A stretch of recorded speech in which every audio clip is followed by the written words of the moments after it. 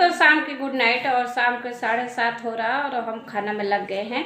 और खाना में बनाते बनाते देखिए हमारा हाथ में क्या लग गया। दोस्तों आज हम चपाती बना रहे हैं, तो आप लोग के ज़रूर दिखाते हैं दोस्तों। तो चपाती कैसा बनता है दोस्तों। हमारा किचन लाइट गलत है तो इधर अंधेरा सी आता है। तो यहाँ पर देखिए मेरा चपाती बन रहा है।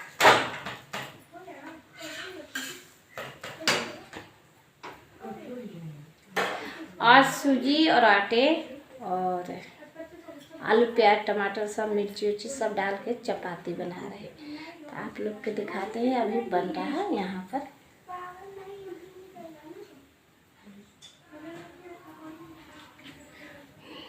अरे बाबा कहाँ से हम आए